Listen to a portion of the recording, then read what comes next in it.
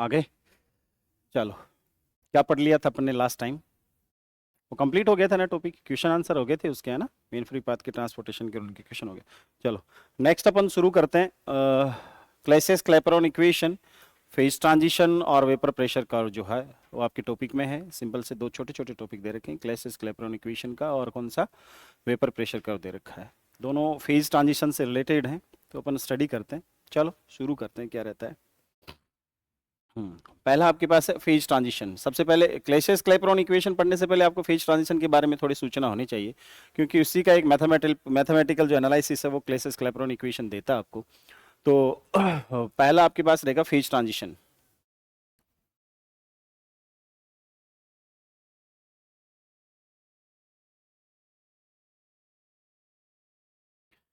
प्रावस्था परिवर्तन जो आपके पास है, या इसको आप यूं भी कह सकते हो, इक्विलिब्रियम बिटवीन टू फेजेस।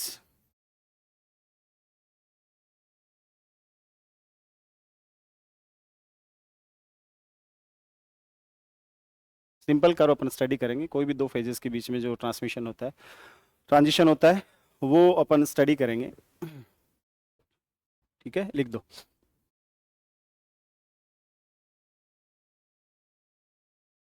ठीक है, क्या रहता है फेज ट्रांजिशन? आप पढ़ते हो कोई भी सिस्टम आपके पास रहता है, यहां बेसिकली अपन थर्मोडायनेमिक सिस्टम की बात कर रहे हैं। किसकी?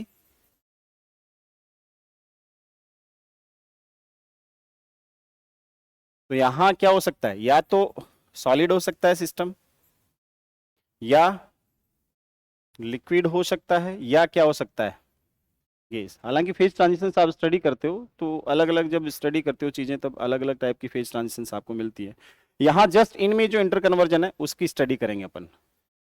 ठीक है, इस टाइप की फेज ट्रांजिशन आप करेंगे, सॉलिड लिक्विड में कन्वर्ट हो रहा हो, या लिक्विड सॉलिड में कन्वर्जन हो रहा हो उसका, या लिक्विड गैस में, या गैस लिक्विड में कन्वर्ट हो रही हो। अदर टाइप की ट्रांजिशन आपको याद है? कहाँ पढ़े आपने? मैग्नेटोस्टैटिक्स में पढ़े हैं क्या? मैग्नेटिज्म में नहीं पढ़े क्या फेज ट्रांजिशंस? याद है? फर्स्ट ऑर्डर सेकंड ऑर्डर नहीं पढ़े फेज ट्रांजिशंस? किसमें? डायमैग्नेटिक से फेरोमैग्नेटिक से डायमैग्नेटिक, डायमैग्नेटिक से फेरोमैग्नेटिक कन्वर्जन होता है वो। एक और टाइप के फेज ट्रांजिशन आप कंसिडर कर सकते हो, किसमें? क्रिस्टलाइन जो आप पढ़ते हो, क्रिस्टलिटी जो पढ़ते हो, लेटिस स्ट्रक्चर आप पढ़ते हो ना, उनमें देखते नहीं क्या मोनोक्लिनिमिक है वो रोम्बिक में बदलता है, रोम्बिक ऑर्थोरोम्बल में बदलता है, ऑर्थोगोनल में बदलता है। वो जो ट्रांजिशन है वो भी आपके पास क्या रहती है, एक तरह की ट्रांजिशंस रहती हैं, फेज ट्रांजिशंस ही रहती हैं। यहाँ अपन केवल किन की कंसिडर करेंगे? हाँ, थर्मोडायनेमिक सिस्टम की जो फेज ट्रांजिशंस हैं, वो लिक्विड की जो फेजेज हैं, सॉलिड लिक्विड और गैस, सॉरी मैटर की जो फेजेज हैं, सॉलिड लिक्विड और गैस, इनसे अपन इन्हीं के बारे में जो ट्रांजिशन है वो अपन स्टडी करेंगे। ठीक है, तो फेज ट्रांजिशन होता क्या basically? Transition from one phase to another phase, क्या कहलाता है आपका सिस्टम? फेज ट्रांजिशन कहलाता है। होती कब है ये फेज ट्रांजिशन? बहुत सिंपल सा सिस्टम आपके पास हो, मान लो आपके पास कोई हीट रिजर्वायर है। जब भी आप थर्मोडायनेमिक्स की बात करोगे, सारा का सारा काम हीट रिजर्वायर से चलेगा। किससे चलेगा? हाँ, हीट रिजर्वायर। ये आपके मान लो पास में हीट रिजर्वायर था, और हीट रिजर्वायर के नजदीक ये कंप्लीट, ये हीट रिजर्वायर था ऊपर वाला हीट रिजर्वायर।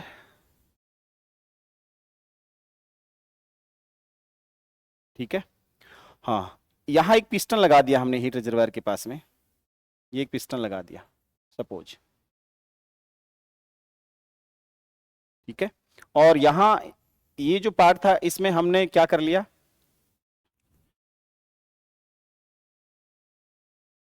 मटेरियल को भर लिया। ठीक है, और उसकी दो फेजेज हैं, कंसिडर कर रहे हैं अपन, मान लो दो फेजेज हैं, यहाँ अपन ने मटेरियल को भर लिया। ये फेज फर्स्ट है, ये फेज फर्स्ट है, और ये फेज सेकेंड है। क्या है यहाँ पर? एक मटेरियल आपके पास है। ठीक है, और सब्सटेंस जिसको आप कह सकते हो, एक ही बात है। उसकी दो फेजेज आपके पास हैं, और वो फेजेस किसके साथ हैं अटैच हैं? एक हीट रिजर्वायर के साथ अटैच हैं। किसके साथ अटैच हैं? एक, हाँ, एक हीट रिजर्वायर के साथ अटैच है, और एक पिस्टन है यहाँ पर, फ्रिक्शनलेस पिस्टन आप कंसीडर कर रहे हो। ठीक है, होता क्या, ये जो हीट रिजर्वायर आपके पास है, सपोज इसको आप ए डेज कंसीडर कर रहे हो, इसका टेम्परेचर जो होगा रिजर्वायर का वो कितना कंसीडर कर रहे हो? T days. एंड प्रेशर जो होगा वो कितना? पी डेज कंसीडर कर रहे हो। इनका, इस सिस्टम का जो प्रेशर और टेम्परेचर आपके पास पी और टी है। ठीक है, होता क्या बेसिकली, नंबर ऑफ मॉल्स भी या मॉलिक्यूल्स भी आपके पास रहेंगे। सपोज फेज 1 में नंबर ऑफ मॉलिक्यूल्स n1 है, फेज 2 में n2 है नंबर ऑफ मॉलिक्यूल्स, या मैं इसके पास बताऊं कि फेज 1 जो है, फेज फर्स्ट और फेज सेकेंड, इसके पास क्या क्या चीजें हैं। इसकी गिव्स एनर्जी है फेज फर्स्ट की वो G1 है, दूसरे की G2 है। हमने गिव्स ही क्यों चुना, है ना, थर्मोडायनेमिक पोटेंशियल तो 4 होते हैं टोटल, नॉर्मली अपन स्टडी करते हैं तो इंटरनल एनर्जी आपके पास हेल्महोल्ट्ज है, एंथैल्पी है, गिव्स है, हमने यही क्यों चुना, सोचो बताना फिर मेरे को। नंबर ऑफ मॉलिक्यूल्स n1 और साथ में आपके पास एंट्रोपी है और टेम्परेचर है और प्रेशर, एंट्रोपी और वॉल्यूम भी आपके पास होना चाहिए सिस्टम का। सपोज एंट्रोपी कितनी है, S1 है और इसकी N2 S2 है, और वॉल्यूम इसका सपोज V1 है और इसका V2 है। सिस्टम क्या करता है, पिस्टन आपके पास है, इसके थ्रू क्या करता है, हीट भी ट्रांसफर कर सकता है, रिजर्वायर के साथ रहता है। जब भी इक्विलिब्रियम स्टेट लेगा तो इक्विलिब्रियम स्टेट में क्या करेगा, इस रिजर्वायर से वो हीट लेगा और इसके बराबर टेम्परेचर पे आना चाहेगा, ठीक है, और पिस्टन से क्या करेगा, प्रेशर एडजस्ट करेगा, ठीक है। एक चीज और यहाँ अपन डिफाइन करते हैं, G1 ये कैपिटल G1 अपॉन N1 और ये G2 क्या है, कैपिटल G2।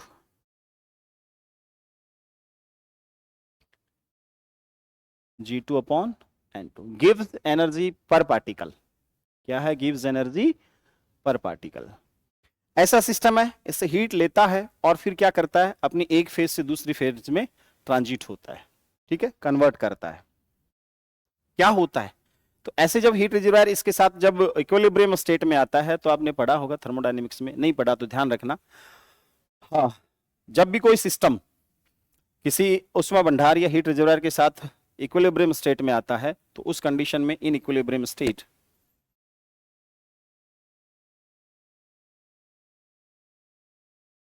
ठीक है of a system with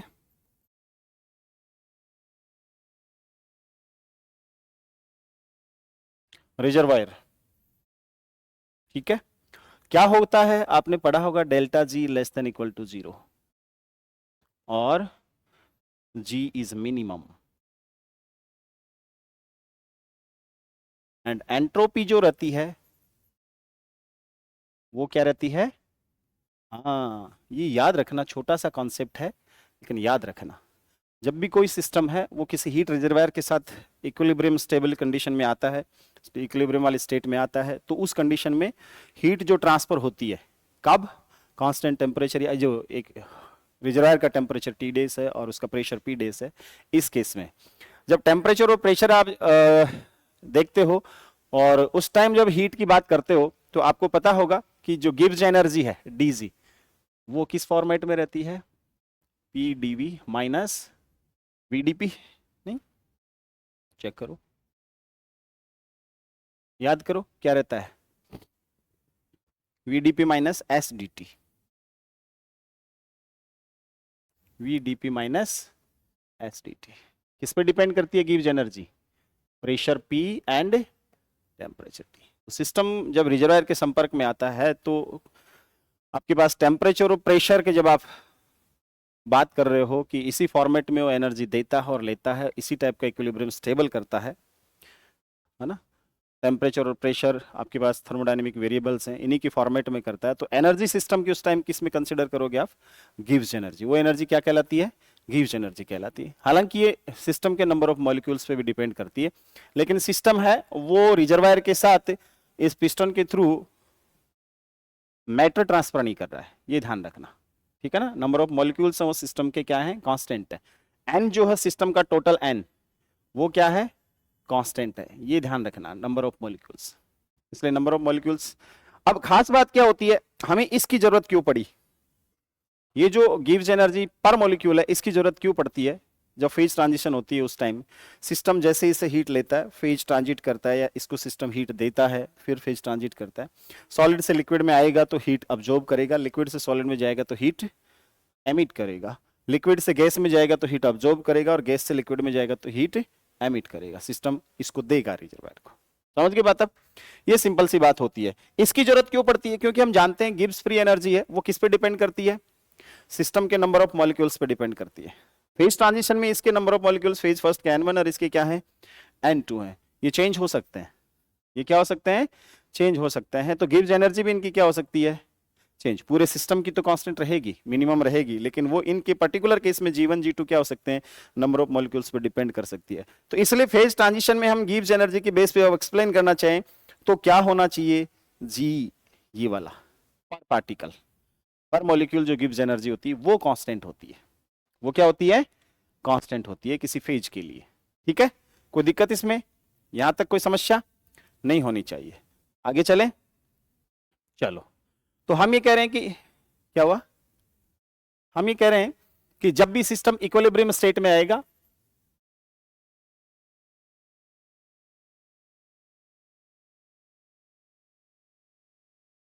at constant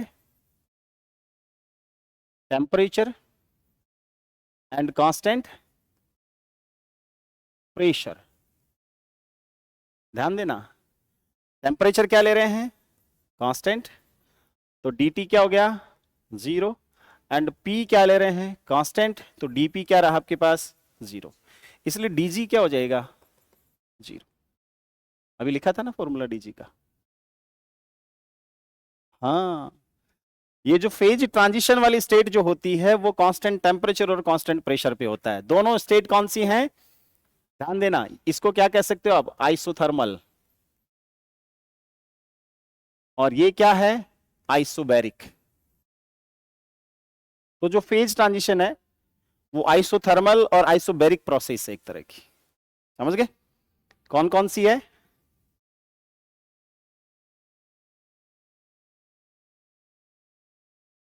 कौन सी प्रोसेस है, आइसो एंड बैरिक, दोनों होते ही आपके पास ये सिस्टम में डीजी क्या हो गया, 0, दैट मीन्स जी क्या होना चाहिए, मिनिमम। ठीक है, टोटल जी कैसे लिख सकते हो आप, ने पढ़ा है, टोटल जी इक्वल टू क्या रहता है, n1 g1 plus n2 g2, दोनों फेजेस के लिए।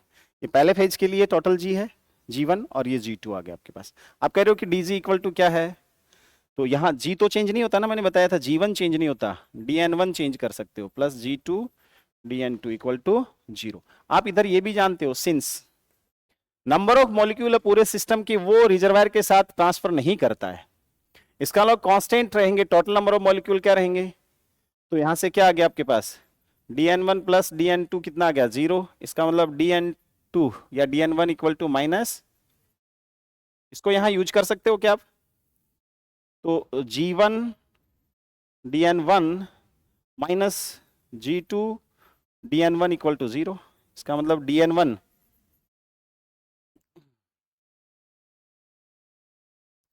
तो 0 है नहीं, अपन ये नहीं कह रहे कि ट्रांजिशन में मॉलिक्यूल्स नहीं चेंज हो रहे, हाँ, पर मॉलिक्यूल्स नेट चेंज नहीं हो रहे, ये जो 0 थोड़ी है, इसका मतलब क्या हुआ, g1 बराबर, हाँ। तो जब भी आप किसी फेज ट्रांजिशन की बात करते हो, अवस्था संक्रमण की बात करते हो, तो इसका मतलब डेफिनेटली क्या होगा कि जब भी एक सिस्टम है वो एक फेज से दूसरी फेज में ट्रांजिट होगा या ट्रांसफॉर्मेशन उसका होगा, ट्रांजिशन होगा, तो गिव्स पर पार्टिकल, गिव्स एनर्जी पर पार्टिकल क्या रहना चाहिए, इक्विलिब्रियम वाली कंडीशन में, जब तक वो दोनों फेज इक्विलिब्रियम में हैं वहां दोनों क्या रहने चाहिए, बराबर रहने चाहिए। लिखोगे अर्थात, है ना, लिख दो अर्थात प्रावस्था संक्रमण के समय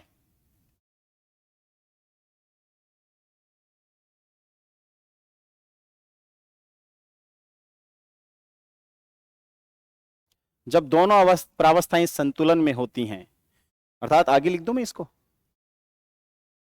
g1 बराबर g2, अर्थात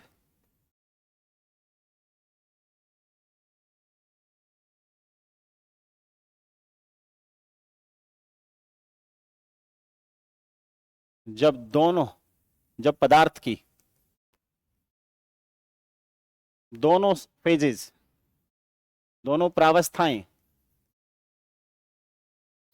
संतुलन में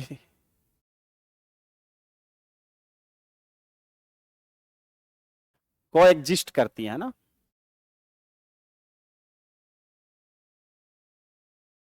होती हैं तो उस स्थिति में दोनों प्रावस्थाओं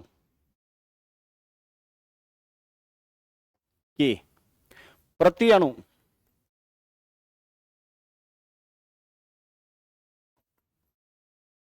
गिब्स ऊर्जा फलन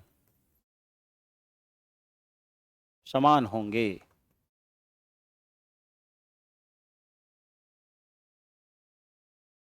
क्लियर? ये ध्यान रखना, ये प्रावस्था संतुलन वक्र कहलाता है। ठीक है, इस वक्र पर ऐसा ही होगा। जैसे एग्जाम्पल के लिए मैं वक्र खींचू, एग्जाम्पल के लिए आप ऐसा वक्र खींच रहे हो मान, तो टेम्परेचर T और प्रेशर P दोनों के बीच जो खींचा गया ग्राफ है, जब सिस्टम किसी रिजर्वायर के साथ इक्विलिब्रियम में होता है और फेज ट्रांजिशन की स्टेट में होता है, तो ये प्रावस्था वक्र कहलाता है। एक सिंपल एग्जांपल के तौर पे प्रावस्था वक्र जो आपकी किताबों में दिया जाता है, ऐसा भी ले सकते हो, ऐसा भी ले सकते हो। ठीक है, सपोज ए भी एक आपके पास प्रावस्था संतुलन वाले वक्र को दर्शाता है। इस पर कोई भी 2 पॉइंट अपन कंसिडर कर रहे हैं इस वक्र पे। सपोज मैं यहां ले रहा हूं एक वक्र, एक पॉइंट ए और एक पॉइंट बी मैं यहां ले रहा हूं। ये पॉइंट किस पर है? प्रावस्था संतुलन वक्र इसको कहते हैं। पर क्या है ये वाला?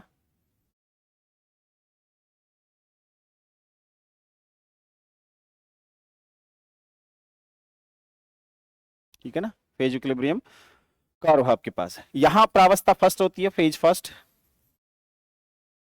ये फेज कौन सी रहती है इसकी दूसरी तरफ? सेकंड। इसको 2 कह दो, इसको 1 कह दो। ठीक है, इसकी प्रति अणु गिब्स एनर्जी कितनी है? G1। और नंबर ऑफ पार्टिकल्स कितने हैं? N1 इसमें। इसकी प्रति अणु गिब्स ऊर्जा कितनी? G2। और नंबर ऑफ पार्टिकल कितने? N2 है। ये जो फेज रहेगा इसमें कोई भी पॉइंट ले लो, ये ले लो, ये पॉइंट ले लो, ये पॉइंट ले लो, कहीं भी पॉइंट ले लो, वहां पर G1 बराबर क्या रहेगा? G2। G1 बराबर क्या रहेगा? G2 रहेगा। टेम्परेचर और प्रेशर आप वेरी करोगे और इस प्रकार से टेम्परेचर बढ़ा रहे हो, उसी अनुसार प्रेशर इंक्रीज होता जाएगा। इस प्रकार इंक्रीज होता जाएगा इस कर्व पर कि किसी भी बिंदु पर गिब्स जो एनर्जी है पर पार्टिकल वो क्या रहेगी? इक्वल रहेगी। ठीक है, अब आप कहोगे सर सिस्टम अगर आपके पास है और वो मान लो इन दोनों प्रावस्थाओं में किसी एक में जाना चाहता है तो क्या होगा?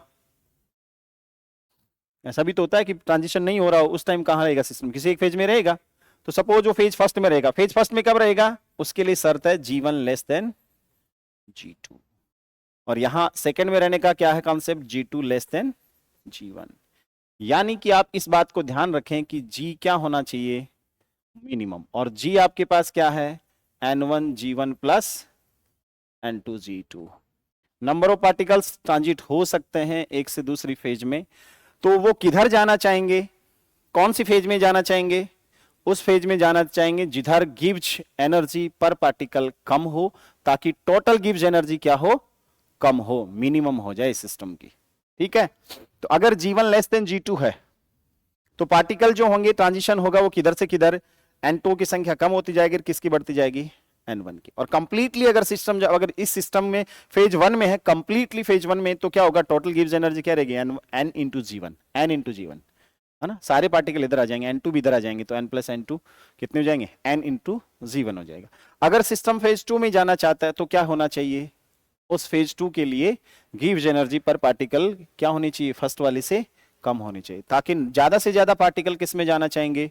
सिस्टम की फेज 2 में जाना चाहेंगे। क्यों? उधर जाने से क्या होगा? G मिनिमम होगा, है ना। और उस केस में क्या होगा?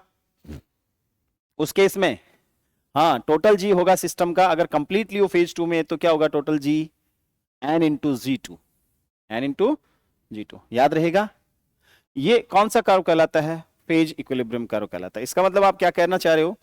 इसमें केस फर्स्ट लगा दो, केस फर्स्ट बोला जो लिखा दें, if G1 less than G2 तो क्या होगा? कौन सी स्टेट रहेगी? G1 लेस देन G2 है तो सिस्टम इक्विलिब्रियम में, इन इक्विलिब्रियम।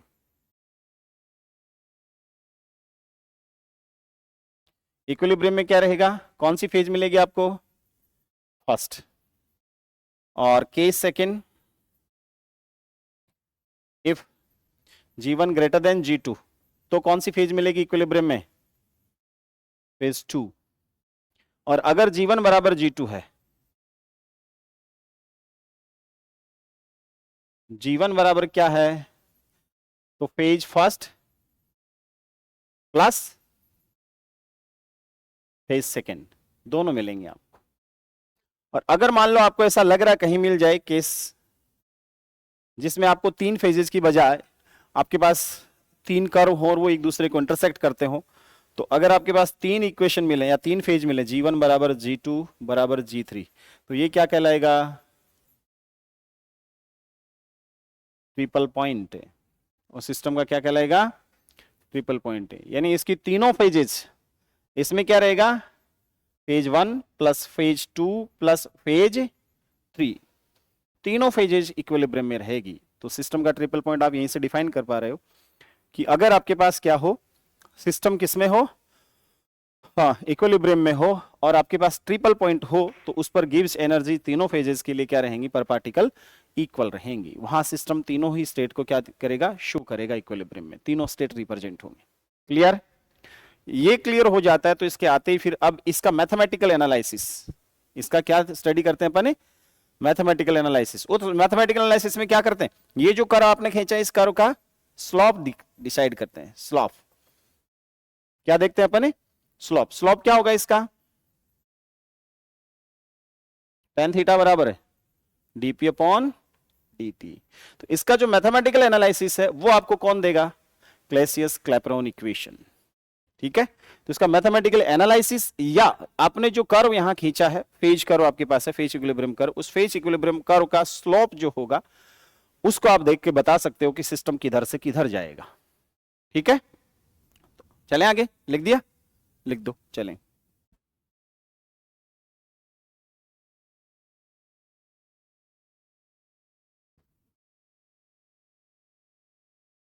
ठीक है, चलो। तो अगला क्या आता है? अगला टॉपिक क्लासियस क्लैपेरॉन समीकरण।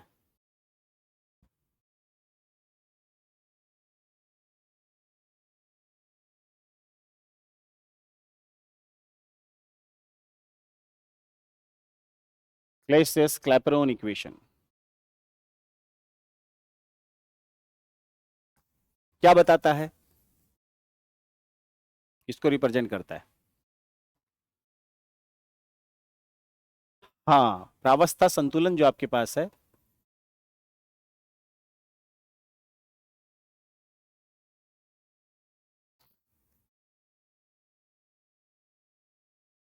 अवकल समीकरण को, डिफरेंशियल इक्वेशन को रिप्रेजेंट करता है। और वो डिफरेंशियल इक्वेशन क्या होता है?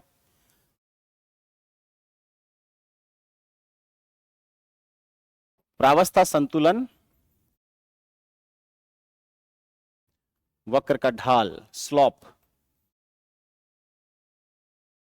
dp ओवर dt, ये होता है। और हुआ क्या था, एक चीज और अब इमेजिन करो, छोटी सी बात, कि जब भी सिस्टम हीट रिजर्वायर के साथ सिस्टम इक्विलिब्रियम में आया था तो उसने किया क्या था एक्चुअल में? पिस्टन वहां लगा था, हीट वो वहां से ले रही था, सारी बातें हो रही थी, प्रेशर वो मैनेज कर ही रहा था वहां से। तो एक्चुअल में हो क्या रहा था वहां पर? तो प्रावस्था संतुलन वक्र, फेज इक्विलिब्रियम, या आपके पास क्लैसियस क्लैपेरॉन इक्वेशन जो है, दिस इक्वेशन क्या रिप्रेजेंट करता है? याद करो कि वहां से क्या करता है? हीट लेता है या देता है, तो क्या चेंज होगा? आयतन चेंज होगा, वॉल्यूम चेंज होगा। पिस्टन इसीलिए लगा रखा है। दूसरा, प्रेशर चेंज हो रहा है और टेम्परेचर चेंज हो रहा है, तो सिस्टम की एंट्रोपी भी चेंज होगी, तभी तो आप कहते हो एंट्रोपी मैक्सिमम होगी। तो ये क्या बताता है? ये इक्वेशन जो आपके पास है, ये आपको क्या बताता है?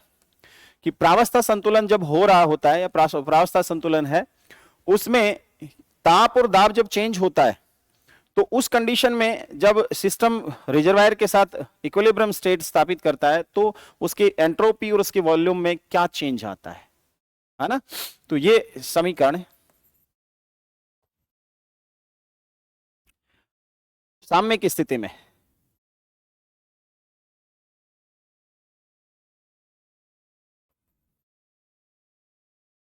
साम्य कौन सी? प्रावस्था संतुलन वाला साम्य, ये ध्यान रखना है ना, कि प्रावस्था संतुलन वाली स्थिति में, या यूं लिख दो आप इस स्थिति में कि क्या बताता है कि जब प्रावस्था संक्रमण होता है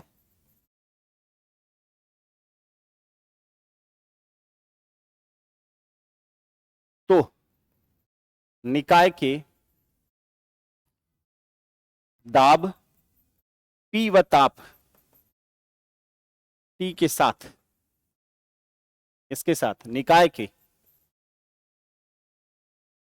एंट्रोपी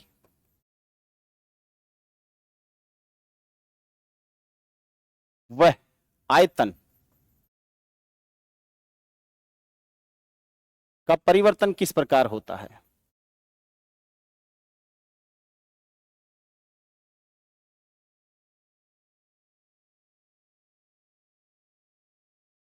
इसकी व्याख्या करता है।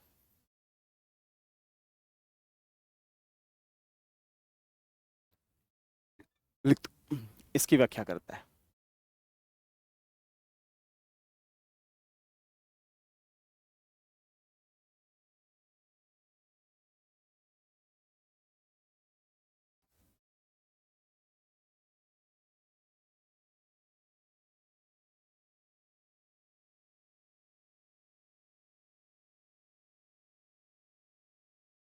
ठीक है, हो गया।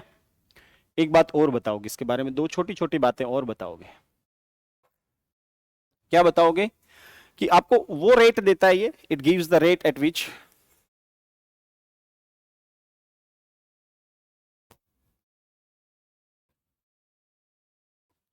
क्या प्रेशर जब चेंज होता है तो टेम्परेचर चेंज होता है तो प्रेशर किस टाइप से चेंज होना चाहिए? Which the pressure must change with the temperature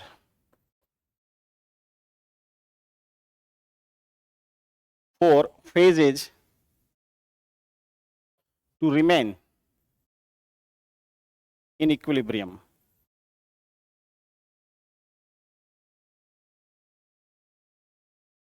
इस बात को बताता है कि इक्विलिब्रियम कर्व आपने देखा था ना, इस टाइप का कर्व आपके पास आया था पी और टी में। तो टेम्परेचर प्रेशर जैसे प्रेशर में चेंज होने की रेट डीपी ओवर डीटी को बताता है, किसके रेस्पेक्ट में? टेम्परेचर के रेस्पेक्ट। टेम्परेचर जैसे ही वेरी करेगा प्रेशर को किस प्रकार से वेरी होना है ना, उसकी रेट को एक्सप्लेन करता है कौन? क्लैसियस क्लैपेरॉन इक्वेशन। ध्यान देना। और अगली बात क्या, एक और बहुत इंपॉर्टेंट बात, चलो पहले लिख दो। होता क्या इक्वेशन? सिंपली लिखते हो तो delta P upon delta T equal to delta S over delta V. Simple equation ये होता है आपके पास। ठीक है, हाँ हाँ, आप कह रहे हो कि वेरिएशन बहुत कम ले रहे हैं, उस कंडीशन में इसी को आप चेंज करते हो डीपी ओवर dt, और इस डेल्टा एस को आप क्या लिख सकते हो? L upon T. अब चूंकि यहां एल आपके पास केवल एल होता है, एम एल होता है? हाय हाय, एम एल होता है ना, तो पर मास लेटेंट हीट है, और इसको पर मास लेटेंट हीट आपके पास होती है, तो इस एल को क्या कहते हो आप? Specific latent heat.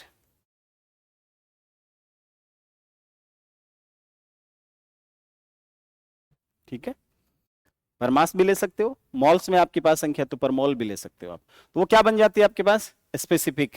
वरना तो आपने फॉर्मूला पढ़ा है, delta Q over T S equal to D S equal to delta S over delta Q over T. Q क्या? फेज ट्रांजिशन में जो आपको हीट ट्रांसफर होती है वो क्या? लेटेंट हीट्स के थ्रू होती है, तो एम एल होती है आपके पास। एम कहाँ गया? डिवाइड कर दिया हमने, इसलिए स्पेसिफिक बोल दिया इसको। क्यों? वॉल्यूम के साथ भी वो टर्म ऐसी आएगी, तो उसको भी स्पेसिफिक ही कहोगे आप। कंसिडर करो तो यहाँ क्या लिखोगे? L upon T delta V क्या? V two minus V one. तो यहां लेटेंट हीट आपके पास है, तो ऐसे वी आई क्या है? वी आई का मतलब I equal to 1 and 2, V1 और V2, वो क्या है? स्पेसिफिक वॉल्यूम्स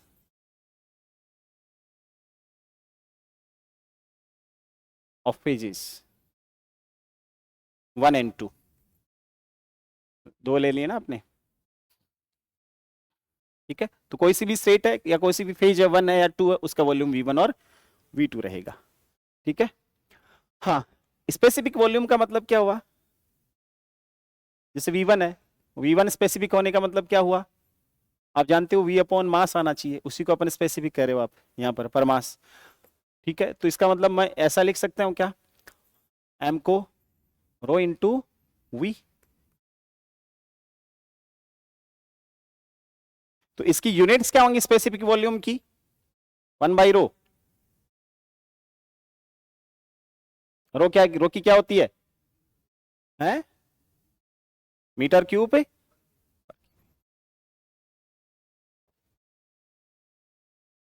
ठीक है, ये सेंटीमीटर क्यूब पर ग्राम में आपको देगा। तो वॉल्यूम की यूनिट है पर मास है, तो मास ग्राम में है, सेंटीमीटर क्यूब में, तो ग्राम में आपके पास मिलेगा सीजीएस यूनिट में, और अगर आपके पास मीटर क्यूब में तो किस में मिल जाएगा, किलोग्राम। तो ये ध्यान रखना कि अगर ऐसी और जी क्यूब पर सॉरी सीसी ऐसे मिलेगा, सीसी ओवर ग्राम, ऐसा वो सीजीएस में मिलेगा आपको। ऐसी यूनिट आपके पास हो तो आप कंसीडर कर लेना कि हाँ वो स्पेसिफिक वॉल्यूम की यूनिट है। और सिंपल वॉल्यूम में दे तो आपको ध्यान रखना यूनिट किस में लेनी है। एक खास बात और ध्यान रखनी है कि जरूरी नहीं कि इसी में दे, आपको मोलर में भी दे सकता है। इसमें दे सकता है, मोलर में भी दे सकता है, तो उस टाइम लेटेंट हीट भी किस में देगा, मोलर में देगा। स्पेसिफिक जो लेटेंट हीट है वो भी मोलर में मिलेगी, तो ये भी मोलर में मिलेगा। अगर वो ग्राम या किलोग्राम में मिलेगी आपको, तो ये भी किस में मिलेगा, ग्राम या, अगर वो जूल में मिलती है तो ये सिंपल जूल में चलेगा सारा सिस्टम। अगर वो आपको कैलोरी में मिलती है तो आप किस में कंसिडर करोगे उसको, जूल में कन्वर्ट करने के लिए आपकी जूल कोफिशिएंट है आपके पास कितना, 4.12 जूल पर कैलोरी आपके पास है। ये लेटेंट हीट इक्वेशन कहलाता है, फास्ट लेटेंट हीट इक्वेशन।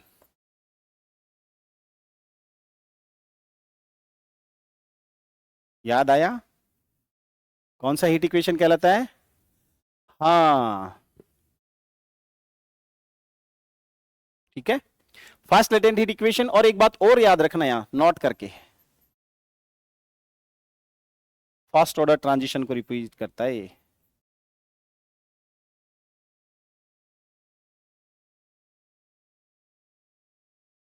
किसको रिप्रेजेंट करता है?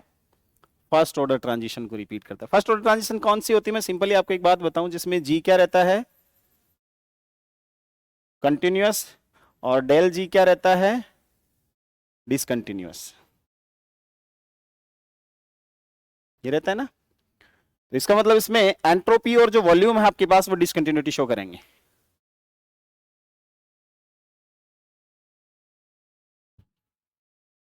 ठीक है, कौन डिसकंटिन्यूटी शो करेंगे, एंट्रोपी और वॉल्यूम आपके पास। तो लेटेंट हीट इक्वेशन फर्स्ट कहलाता है। और दूसरी चीज, फर्स्ट ऑर्डर ट्रांजिशन को गवर्न करता है, तो फर्स्ट ऑर्डर ट्रांजिशन की जो भी कंडीशन है वो सारी इस पर एप्लीकेबल होंगी। जी कंटिन्यूअस होगा, और इसका फर्स्ट डेरिवेटिव जो आपके पास मिलेगा डी जी और जी डिस, वो क्या रहेगा, डिसकंटिन्यूअस। तो फर्स्ट ऑर्डर डेरिवेटिव के केस में आप एंट्रोपी को भी एक्सप्लेन कर सकते हो, इसके वॉल्यूम के भी एक्सप्लेन कर सकते हो सिस्टम के, तो वो क्या रहेंगे, डिसकंटिन्यूअस रहेंगे। कोई दिक्कत?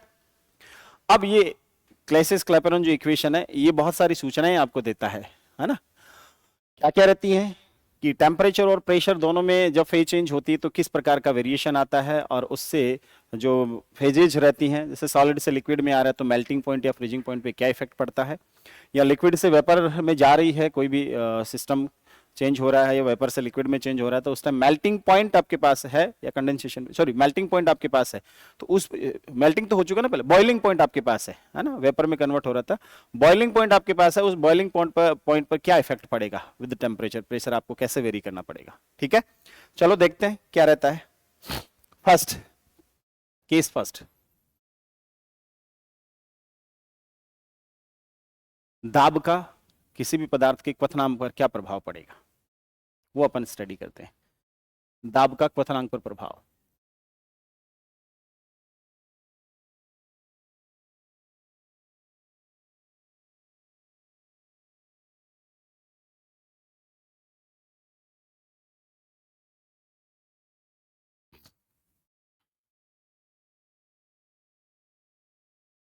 कोई भी मटेरियल है उसका बॉइलिंग पॉइंट आपको कंसीडर करना है, तो उस पर क्या इफेक्ट पड़ेगा, वो आप इससे स्टडी कर सकते हो, बहुत इजीली स्टडी करते हो। तो सिंपली क्या होता है, इक्वेशन आपके पास होना चाहिए dp ओवर dt, ये स्लॉप को रिप्रेजेंट करता है, जो भी कर्व आपके पास रहता है उसके स्लॉप को रिप्रेजेंट करता है, और L upon T V2 minus V1 आपके पास है।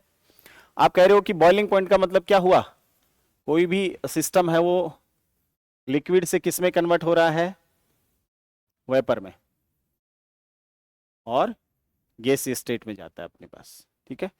तो फाइनल प्रेशर, फाइनल वॉल्यूम तो V2 ये हुआ, इनिशियल वॉल्यूम V1 ये हुआ। तो ऐसे केस में क्या रहता है, ऑलवेज सभी के लिए ये स्लोप हमेशा पॉजिटिव होता है। इस केस में पॉजिटिव होगा, हमेशा स्लोप क्या रहेगा, पॉजिटिव होगा। और ये जो आपके पास ये कर्व रहेगा, इस पर इफेक्ट देखने के लिए कौन से कर्व को चुनोगे आप, वेपोराइजेशन कर्व है।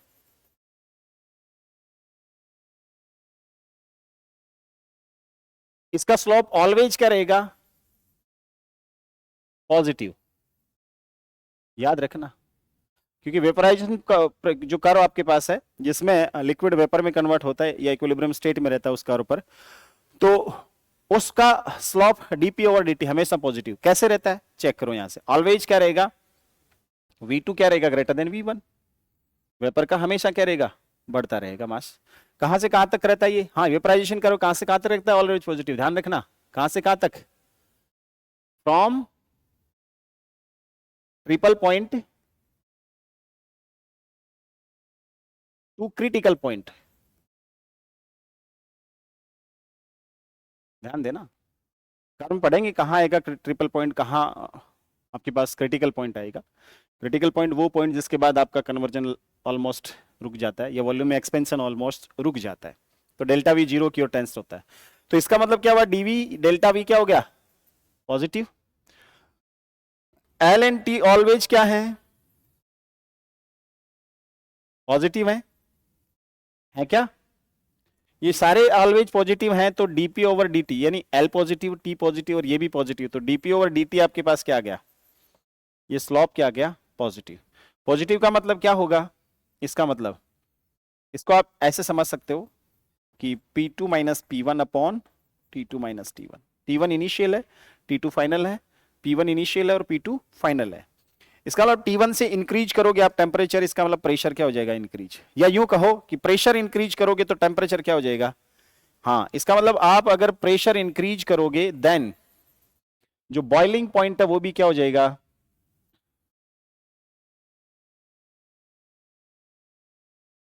इंक्रीज हो जाएगा। और अगर आप प्रेशर क्या करोगे, डिक्रीज करोगे, देन बॉइलिंग पॉइंट है T, वो भी क्या हो जाएगा, सॉरी हाँ बिल्कुल पॉजिटिव ही तो है, डिक्रीज हो जाएगा। ये नेगेटिव तो ये भी नेगेटिव होगा, तो आपको पॉजिटिव देगा। तो इसका मतलब ये हुआ कि अगर आप प्रेशर इंक्रीज करते हो तो बॉइलिंग पॉइंट क्या हो जाता है, इंक्रीज हो जाता है, और अगर आप प्रेशर डिक्रीज करते हो तो बॉइलिंग पॉइंट क्या हो जाता है उस मटेरियल का, डिक्रीज करता है। ऑलमोस्ट जो मटेरियल है जो लिक्विड से फेज में ट्रांजिशन शो करते हैं उनके लिए क्या कंडीशन रहती है, उनका वॉल्यूम एक्सपेंड ही करता है। वॉल्यूम क्या करता है, एक्सपेंड ही करता है। अगर प्रेशर बढ़ता है तो टेम्परेचर बॉइलिंग पॉइंट बढ़ जाता है, और घटता है तो हाँ कैसे, जैसे एक सिंपल एग्जांपल की बात करें, इसका एक एग्जांपल लेके देखें अपन। एग्जांपल के तौर पे, एग्जांपल आपके पास क्या रहता है, आपने सुना था ना ऑन माउंटेन्स क्या होता है, प्रेशर डिक्रीजेज,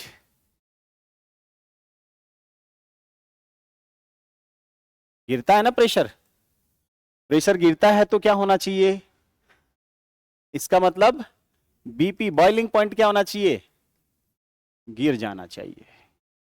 इसलिए पहाड़ों पे जाते हैं तो आपने सुना होगा ना कि दाल धीरे पकती है, खाना धीरे पकता है। आप यहाँ एक पतीला चढ़ाओ नॉर्मली अपने यहाँ पर, यहाँ का मतलब अपने यहाँ या सी लेवल की बात कर लें अपन, चलो सी लेवल की बात कर लें, तो वहां पर अगर पतीला चढ़ाते हो उसमें पानी भर दिया आपने, 2 लीटर पानी भर दिया और दाल डाल दी, आप उसको उबालना शुरू कर दिए, तो यहाँ बॉईल कितने पे होगा, लगभग 100 डिग्री सेंटीग्रेड पे। तो 100 डिग्री सेंटीग्रेड तक जो MSDT मिलेगी, हीट मिलेगी उसको, किसको, वाटर को, उतनी हीट तक वो दाल को पकाता रहेगा और दाल पकेगी। अब यही पतीला आप उठा के ले जाओ कहाँ, माउंटेन्स पे, हाँ हिमालयन क्षेत्र में, वहां चले जाओगे तो क्या होगा, टेम्परेचर गिर जाएगा, सॉरी प्रेशर गिर जाएगा। प्रेशर गिरा, गिरते क्या हुआ, बॉइलिंग पॉइंट क्या हो गया, गिर गया। बॉइलिंग पॉइंट गिर जाता है तो इसका मतलब क्या हो गया, पानी पहले उबलना शुरू हो जाएगा। मान लो 90 डिग्री पे आ गया बॉइलिंग पॉइंट, तो पानी क्या होगा, 90 डिग्री टेम्परेचर मिलेगा, 90 पे वो वेपर में कन्वर्ट होना शुरू हो जाएगा, है ना। तो इसका अगले वाले 10 डिग्री के एमएसडीटी कम हो गया ना दाल के लिए, तो हीट कम मिली उसको, इसलिए दाल जो होगी वो धीमी पकना शुरू हो जाएगी, पानी पहले ही उड़ जाएगा, वो पूरी पकेगी नहीं, उससे पहले पानी उड़ जाएगा। इसलिए वहां या तो दाल पकानी है तो बहुत सारी लकड़ियां या बहुत सारी गैस या फिर बहुत और तथा बहुत सारा पानी आपको होना चाहिए पतीले में, और लगभग ढक के पकाओ आप उसको जितना हो सके, तो पकती है। तो उसके लिए एक सिंपल सिस्टम या उसके लिए एक सिंपल सॉल्यूशन ये है कि क्या किया जाए, वहां पर प्रेशर कुकर ले जाओ। क्या ले जाओ, हाँ ले उड़े, अपन भी टाइम अपने पास भी नहीं है ना, अपने भी यहाँ चढ़ा दो दाल, अब तो टाइम प्रेशर में कुकर में बना दे आज तो, हाँ बना दे, क्यों बाहर जल्दी सी बन जाए है दाल। बाकी ये सारी की सुविधाएं कहाँ के लिए होनी चाहिए एक्चुअल में, हाँ उन एरियाज में होनी चाहिए, हिल एरियाज में जहां प्रेशर क्या रहता है, डिक्रीज होता है। तो वहां प्रेशर कुकर में क्या रहता है, पानी थोड़ा डालना है, 2 गिलास 3 गिलास। शुरू में क्या होता है, प्रेशर कुकर को अगर किसी ने पूरा भर दिया तो दाल नहीं पकेगी उसकी, उतना ही टाइम लेगी जितनी खुले में ले रही है, क्यों, उसको स्पेस नहीं मिलेगा, है ना। प्रेशर कुकर को थोड़ा भरते हैं, आधा खाली रखते हैं। खाली रखने का मतलब क्या हुआ, जैसे ही वेपर में कन्वर्ट होगा 100 डिग्री सेंटीग्रेड पे, वेपर के ऊपर जो आप कहते हैं ना सिट्टी रखी हुई है, सिक्की वाली जो गुंडी रखी हुई है सिट्टी वाली, उसका वेट है, उस वेट के बराबर जो रहेगा उस वेपर का प्रेशर रहेगा, वो प्रेशर उससे बढ़ेगा, उसके वेट से ज्यादा बढ़ेगा, इक्विवेलेंट वेट से बढ़ेगा, तब वो बाहर निकलेगा, है ना, और एक्स्ट्रा निकल के वापस उतना ही जाता। तो प्रेशर, वो वेपर जो बनी है वो उसकी लिक्विड के सरफेस पे वापस प्रेशर डालती है, तो वहां क्या बढ़ जाता है, प्रेशर इंक्रीज हो जाता है, और प्रेशर इंक्रीज हो जाता है तो क्या होता है, हाँ बॉइलिंग पॉइंट इंक्रीज हो जाता है। तो प्रेशर कुकर में बॉइलिंग पॉइंट क्या हो जाता है, इंक्रीज हो जाता है, तो इसका मतलब हीट क्या मिलेगी, खाने को ज्यादा मिलेगी, इसलिए वो क्या होता है, जल्दी पक जाता नहीं, गल जाता है पकता नहीं, गल जाता है, ठीक है ना। तो ये वाला सिस्टम होता है। तो माउंटेन्स पे अपन कह सकते हैं कि इन जनरल अपन जैसे माउंट एवरेस्ट की बात करें तो हाइट लगभग कितनी है, 8 किलोमीटर के आसपास है। तो अमूमन ये कहा जाता है कि वहाँ टेम्परेचर बॉइलिंग पॉइंट जो रहेगा वाटर का, वो लगभग 80 डिग्री पे आ जाएगा। किस पे आ जाएगा, 80 डिग्री पे आ जाएगा, है ना, क्यों, प्रेशर क्या हो गया वहां पर, बहुत ही कम हो गया। ये वाला सिस्टम आपके पास रहता है, ठीक है। केस सेकंड क्या रहेगा आपके पास,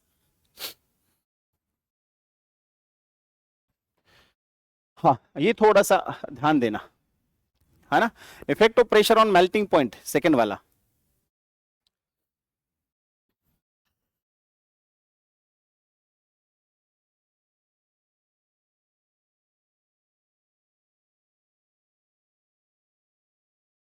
मेल्टिंग पॉइंट पे क्या इफेक्ट रहेगा प्रेशर का, है ना। यहां आपके पास दो कंडीशन बन जाती है, क्योंकि यहां मटेरियल दो टाइप का बिहेव शो करते हैं, दो टाइप के मटेरियल, एक तो वैक्स टाइप मटेरियल,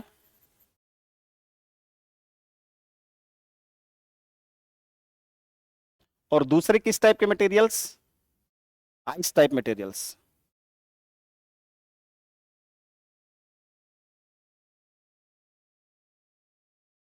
क्या हुआ?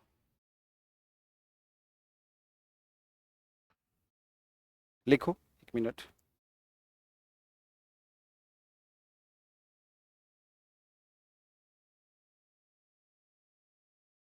तो कल बता रहे थे ना आप लोग, आज आप बता देना जो भी प्रॉब्लम को बोलना आज है ना।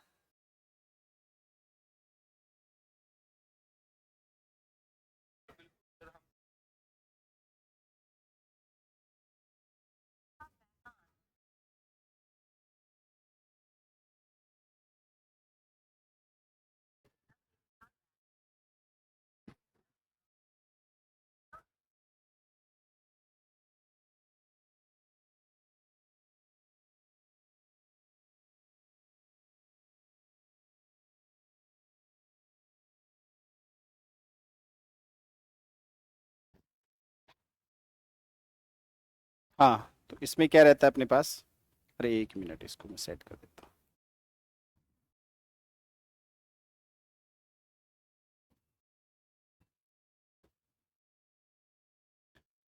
ठीक हो गया, हाँ चलो। तो अपने पास दो type material, wax type materials उनको कहते हैं कि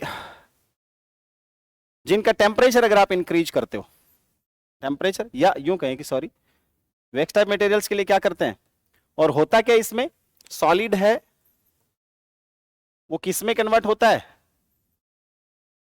लिक्विड, मेल्टिंग पॉइंट पर। इसका वॉल्यूम V1 है और इसका वॉल्यूम क्या है? V2। तो वैक्स टाइप मटेरियल्स जो होते हैं, सल्फर टाइप मटेरियल्स होते हैं, उनमें क्या रहता है कि जब भी मेल्ट होता है वो सॉलिड से लिक्विड फेज में आता है, तो अमूमन उनका वॉल्यूम क्या होता है? V2। किसका? लिक्विड का। उस फेज का ज्यादा होगा किससे? V1 से। किससे? सॉलिड फेज से। ठीक है। अगर ऐसा हुआ तो डेल्टा V क्या हो जाएगा? पॉजिटिव। और पॉजिटिव होगा तो dp ओवर dt क्या होगा? L और T तो ऑलरेडी पॉजिटिव है, ये कैसा? पॉजिटिव। इसका मतलब P इंक्रीज करोगे देन मेल्टिंग पॉइंट P भी क्या होगा? इंक्रीज होगा। और P डिक्रीज करोगे देन मेल्टिंग पॉइंट T क्या होगा? डिक्रीज होगा। ये ध्यान रखना, मेल्टिंग पॉइंट क्या हो जाएगा? डिक्रीज हो जाएगा। यानी कि इस केस में जो वैक्स टाइप मटेरियल्स हैं, इनके लिए एक बात आप नोट करना, क्या? उनके लिए जो प्रेशर, कौन सा कर्व रहेगा इसके लिए? मेल्टिंग पॉइंट को शो करने वाला जो कर्व रहेगा यहां पर, वो कौन सा रहेगा? Melting curve. ठीक है। इस मेल्टिंग कर्व का जो स्लोप होगा dp ओवर dt, वो क्या रहेगा? Positive, capital T। पॉजिटिव रहेगा स्लोप ऑफ कौन सा? Melting curve. इनका जो स्लोप रहेगा वो कैसा रहेगा? पॉजिटिव रहेगा हमेशा। इसलिए प्रेशर इंक्रीज करोगे तो क्या होगा? मेल्टिंग पॉइंट भी इंक्रीज होगा। और प्रेशर डिक्रीज करोगे तो मेल्टिंग पॉइंट भी क्या हो जाएगा? डिक्रीज हो जाएगा। घटना होती है यहां पर आइस टाइप जो मटेरियल्स होते हैं, इनमें क्या रहता है कि V2 जो आइस का रहता है वो किसका रहता है? लेस देन रहता है, सॉरी, किससे? V1 सॉलिड वाली, सॉरी, लिक्विड से। उल्टा लिख दिया ना मैंने। V2 तो लिक्विड का है, यानी किसका? वाटर का। वो लेस देन रहेगा किससे? V1 से। V1 किसका? आइस का। इसका मतलब डेल्टा V इसमें क्या रहेगा? नेगेटिव। और ये नेगेटिव रहने का मतलब इसका जो मेल्टिंग कर्व है उसका जो स्लोप है dp ओवर dt, वो नेगेटिव रहेगा, है ना। तो वाटर टाइप जो मटेरियल है, आइस टाइप जो मटेरियल है, गैलियम टाइप मटेरियल्स है, उनके लिए ये जो कर्व रहेगा मेल्टिंग कर्व, उसका जो स्लोप है वो कैसा रहेगा? नेगेटिव रहेगा। और नेगेटिव रहने का मतलब क्या होगा? इनके लिए जब आप P इंक्रीज करोगे देन मेल्टिंग पॉइंट क्या होगा? T डिक्रीज होगा। और P जब डिक्रीज करोगे देन मेल्टिंग पॉइंट T क्या होगा? इंक्रीज करेगा। तो प्रेशर जब इन पे घटा दोगे तो क्या होगा? मेल्टिंग पॉइंट बढ़ जाएगा इनका। और प्रेशर अगर इन पे बढ़ा दोगे तो मेल्टिंग पॉइंट क्या हो जाएगा? घट जाएगा। लिख दो, फटाफट लिख दो। हो गया सिंपल। अब इनके एग्जाम्पल देख लेते हैं और साथ ही उस ट्रिपल पॉइंट को भी अपन देख लेते हैं क्या होता है। ये आ गया समझ में? ठीक है। ये सारी की सारी जो घटना है वो अपन यहां एक्सप्लेन कर देंगे। अभी जो ट्रिपल पॉइंट रहेगा उससे सारा का सारा एक्सप्लेन कर देंगे क्या रहता है। अगला ट्रिपल पॉइंट, इसी में से एक छोटा सा पॉइंट है, वो अलग निकाल के पढ़ा देते हैं। या वेपर प्रेशर कर, या फेज इक्विलिब्रियम कर्व,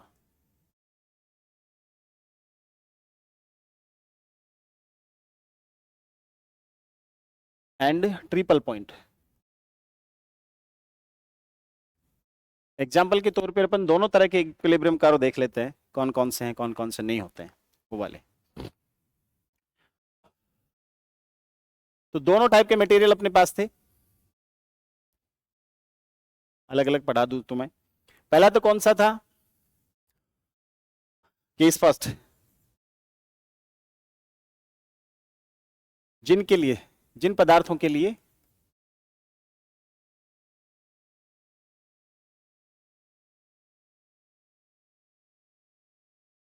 कौन सा कर्व? डी, कौन से कर्व का स्लोप? DP upon dt। किसका? Melting curve. कौन से कर्व का DP upon dt? Melting curve का डीपी अपॉन dt क्या हो? पॉजिटिव हो। और केस सेकंड आपके पास क्या? जिन पदार्थों के लिए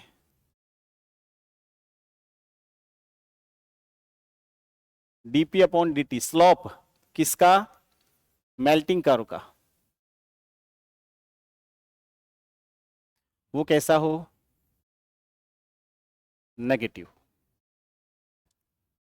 अब इसमें डिवाइड क्यों किया, क्योंकि जो वेपराइजेशन कर्व था वो सबके लिए क्या रहता है, पॉजिटिव रहता है, ध्यान रखना। और जो सब्लिमेशन कर्व है वो भी क्या रहता है, सबके लिए पॉजिटिव रहता है, उसका स्लोप भी। चेंज केवल यही आता है, और यही दो कैटेगरीज होती हैं। और जिन पदार्थों के लिए ऐसा होता है वो वैक्स टाइप मटेरियल्स होते हैं,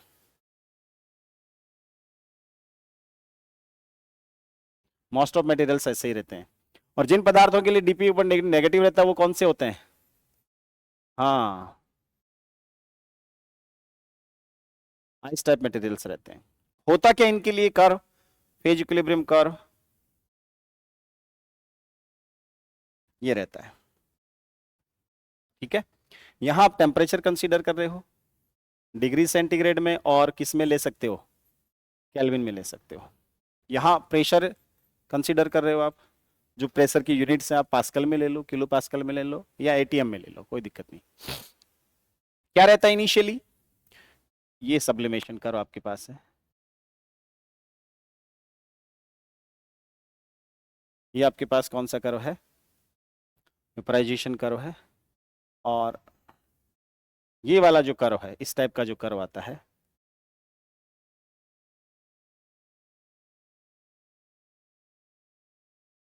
पूरा ही जा रहा है क्या, ये वाला जो कर्व है वो,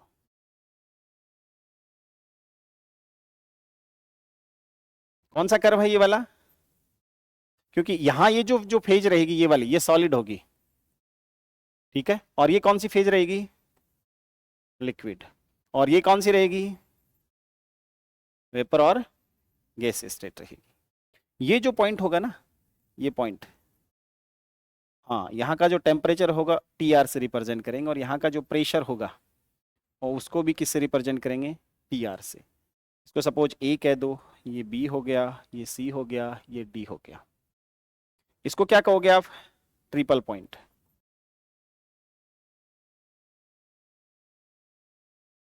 क्या कहोगे इसको, हाँ, इसको आप अगर इसके लिए गिब्स पर पार्टिकल एनर्जी जीएस है, इसके लिए कितना है, जीएल है, और इसके लिए कितना है, जीवी है। तो इस पॉइंट पर, ट्रिपल पॉइंट पर क्या रहेगा, GS equal to GL equal to GV. इस कर्व पर ये जो कर्व दिख रहा है सी वाला, इस पर सॉलिड और लिक्विड की इसमें रहेंगे, इक्विलिब्रियम में रहेंगे। और ये जो डी वाला दिख रहा कर्व, इस पर कौन, लिक्विड और वेपर इक्विलिब्रियम में रहेंगे। और इस पर कौन रहेगा, सॉलिड और वेपर इक्विलिब्रियम में रहेंगे। इसका आप नाम लेते हो, क्या लेते हो इसको, सब्लिमेशन कर्व।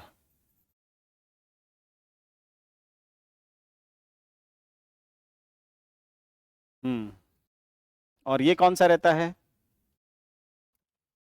Melting curve. और ये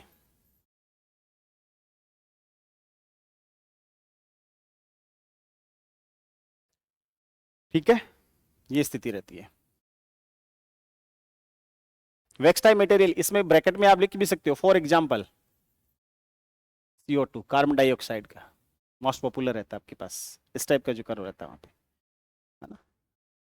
तो इस टाइप के जितने भी मटेरियल आपको मिलेंगे, जैसे सल्फर मिलेगा, वैक्स मिलेगा, कार्बन डाइऑक्साइड मिलेगा, और जितने मटेरियल्स हैं उन सब के लिए यही कर्व फॉलो होगा, ध्यान रखना। इसके किसी भी बिंदु पर आप जब स्लोप खींचोगे यहां से, पॉजिटिव आएगा। कैसा आएगा, पॉजिटिव। यहां से खींचोगे पॉजिटिव आएगा, ठीक है। और यहां इस कर्व पर क्या रहेगा, SL वाले पे GS इक्वल टू GL, और इस पर GL इक्वल टू GV, और इस पर क्या रहेगा, GS इक्वल टू, ठीक है। एक पॉइंट आप यहां डिफाइन करते हो, आपको ध्यान हो तो, इधर एक लास्ट तक आते आते हैं, इसको क्या कहते हैं, हाँ, क्रिटिकल पॉइंट,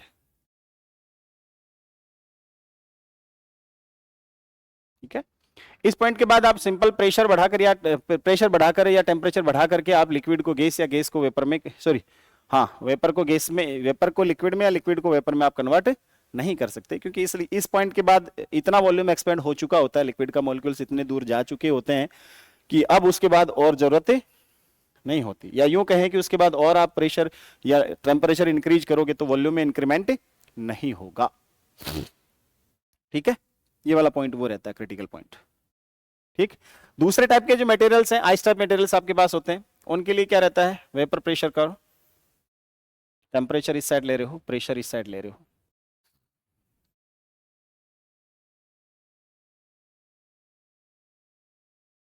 ये थोड़ा सा इस टाइप का रहता है, समझ रहे, इसका स्लोप इस टाइप का रहता है, नेगेटिव स्लोप रहता है।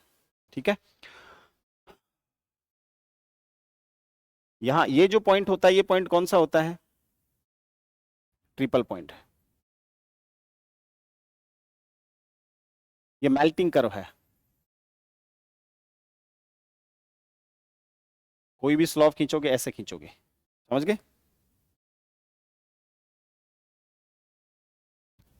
यहां आइस रहती है, या solid state ice type materials होते हैं, वो सॉलिड मटेरियल्स यहां रहते हैं, लिक्विड यहां, और वेपर यहां रहती है आपके पास, या गैस स्टेट जो रहती है। ठीक है, ये सब्लिमेशन कर्व है, और ये वेपराइजेशन कर्व है। इसका स्लॉप क्या होगा, डीपी अपॉन dt, इसके लिए क्या रहेगा, पॉजिटिव। मेल्टिंग कर्व के लिए डीपी अपॉन dt देखो क्या रहेगा, नेगेटिव। यहां इस मेल्टिंग कर्व के लिए डीपी अपॉन dt क्या है, पॉजिटिव है। इसके लिए भी क्या है, पॉजिटिव है। ठीक है, ये सिंपल सा केस होता है। ये होता क्यों है, इस टाइप के मटेरियल्स के लिए क्यों होता है, क्योंकि इनका क्या होता है, जब मेल्टिंग होती है तो वॉल्यूम क्या होता है, एक्सपेंड होने के बजाय कॉन्ट्रैक्ट होता है, कम हो जाता है, इसलिए।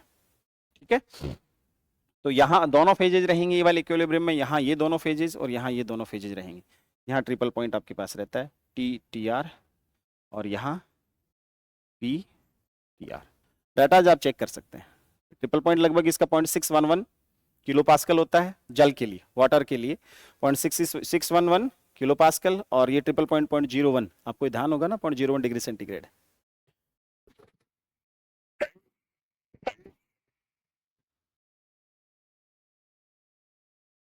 ठीक है, for water 0.01 degree centigrade, actual में तो और मोर करेक्ट लेते तो अराउंड 0.0078 डिग्री सेंटीग्रेड, और केल्विन में लेते तो 273.16 केल्विन आप कंसीडर करते हो। ये जब आप केल्विन किलो पास्कल में लेते हो तो क्या रहता है आपके पास, 611 किलो पास्कल। ठीक है, लिख दो।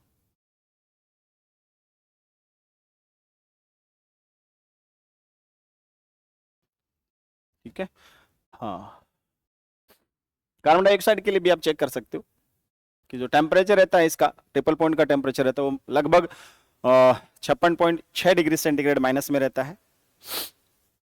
कितना रहता है फॉर कार्बन डाइऑक्साइड, ये TTR कितना रहता है, लगभग -56.6 डिग्री सेंटीग्रेड अराउंड, और ये लगभग 0.517 किलो पास्कल, और 3 पॉइंट कितना है 88 mm ऑफ Hg। चेक करना इतना ही कह रहे, 3.881 mg क्या, और इसको क्या लिखते थे 4.58 है क्या। ठीक है, ये वाला कितना कंसिडर करते हो वाटर के लिए, 4.58 mm ऑफ Hg, मरकरी कितने बड़े स्तंभ के दाब के बराबर।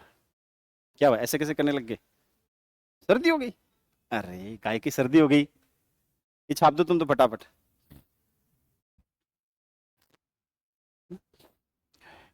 इन पे एक छोटी सी बात और बताऊंगा मैं आपको, बस उसके बाद क्लियर, ये छाप दो आप। तो आपने क्वेश्चन ही पूछा छोटा सा, ये लेटेंट हीट इक्वेशन है तो क्लेसियस क्लेपेरॉन वाला, तो फर्स्ट लेटेंट हीट इक्वेशन बोला तो सेकंड क्या होगा, नहीं पूछा ना, वेरी गुड। हाँ, इसके लिए बता देता हूँ एक बार छोटा सा, सेकंड लेटेंट हीट इक्वेशन आपके लो यहीं बता दूं मैं छोटा सा।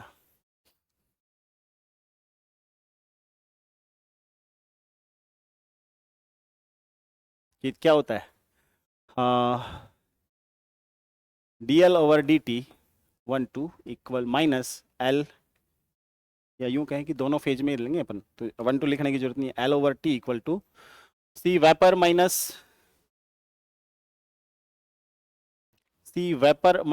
सी लिक्विड। ठीक है, ये सिंपल सा इक्वेशन होता है, बहुत छोटा सा इक्वेशन होता है ना। इन दोनों की वैल्यू आपको पता रहती है, और तो आपसे पूछ सकता है कि जब ये सैचुरेटेड स्टेट में रहता है सिस्टम, तो उस कंडीशन में उसके लिए स्पेसिफिक हीट क्या होगी, लिक्विड की पूछ ले, या फिर लिक्विड की तो आपको पता है वाटर के लिए 1 कैलोरी पर ग्राम पर केल्विन होती है। हाँ, ये पूछ सकता है वेपर के लिए उस कंडीशन में स्पेसिफिक हीट क्या रहेगी, इन दोनों की वैल्यू देकर के आपको। ठीक है, चलो क्या बताना चाह रहे थे आपको एग्जाम्पल के तौर पे, कि कैसे मेल्टिंग पॉइंट इंक्रीज या डिक्रीज होता है। तो फॉर आइस ले लो अपन, है ना, आइस से किस में कन्वर्ट हो रहा है, वाटर में। तो कौन सी स्टेट है, सॉलिड किस में, लिक्विड में। और लिक्विड वाटर कन्वर्ट होता तो किस में होता, वेपर में, यही होता। तो इसके लिए कारक जो था आपके पास, वो क्या बताता है, कैसे बताता है। ये टेम्परेचर और ये सारे इंक्रीज होते हैं, प्रेशर आप इधर ले रहे हो, टेम्परेचर आप इधर ले रहे हो, छोटा सा एक्सप्लेनेशन। ये कर्व आपको पूरी सूचना दे देता है, कैसे देता है,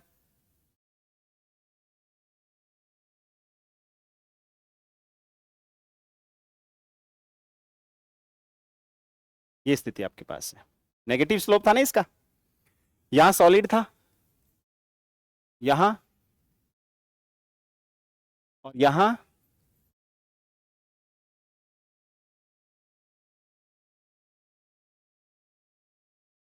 वेपर।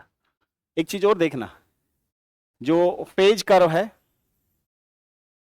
इक्विलिब्रियम कर्व है, इसमें 2-3 पॉइंट्स हैं, 1 बाय 1 ध्यान देना।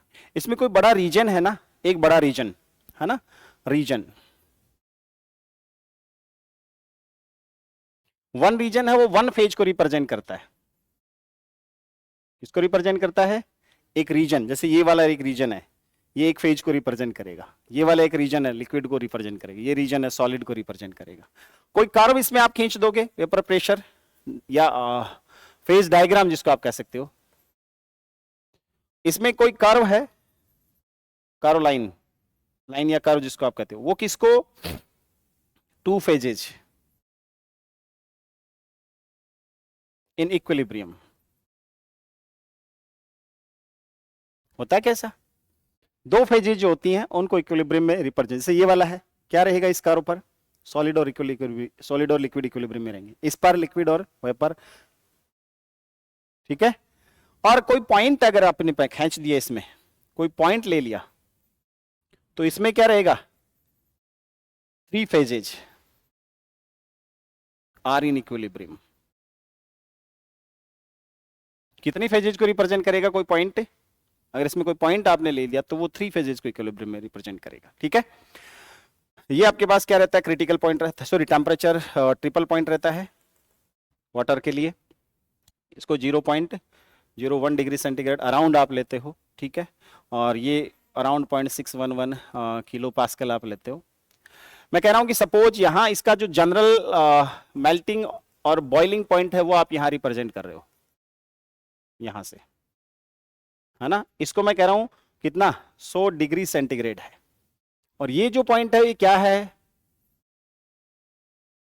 General boiling point of water.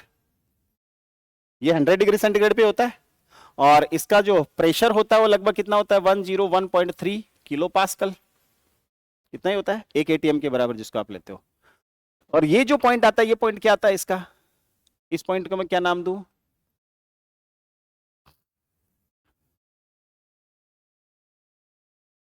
General melting point, है ना। तो इसका मतलब यहां ये जो टेम्परेचर रहेगा, ये कितना रहेगा, लगभग 0 डिग्री सेंटीग्रेड, और कितना 273.15 केल्विन, और ये कितना है 273.16 केल्विन, ये लेते हो। होता क्या है इसमें एक्चुअली, अगर आप प्रेशर डिक्रीज करते हो, मान लो प्रेशर आपने डिक्रीज कर दिया, और आपने यहां 1 एटीएम से कम प्रेशर कर दिया, यहां P1 की स्टेट में आ गए आप, तो क्या स्थिति रहेगी, बताना जरा मुझे। पॉइंट इधर शिफ्ट हुआ क्या, यहां, और ये जो पॉइंट था आपके पास बॉइलिंग पॉइंट यहां जनरल था, वो किधर शिफ्ट हो गया, यहां बॉइलिंग पॉइंट शिफ्ट हो गया, ये बीपी 1 हो गया आपके पास, 1 हो गया, समझ गए। क्योंकि इस कारों पे जो भी पॉइंट लोगे उस प्रेशर और टेम्परेचर पर क्या रहेगा, आपको दो फेज इक्विलिब्रियम में रहेगी, लिक्विड और वेपर, तो वो बॉइलिंग पॉइंट होगा हमेशा, ठीक है। तो अब देखो जरा बॉइलिंग पॉइंट किधर शिफ्ट हुआ, लोअर टेम्परेचर की ओर, प्रेशर डिक्रीज किया तो बॉइलिंग पॉइंट क्या हो गया, डिक्रीज हो गया, लोअर कर दिया। अगर आप हाई कर दो प्रेशर को, मान लो यहां कर दिया, बढ़ा दिया प्रेशर, इसको P2 कर दिया आपने, तो यहां आ गया,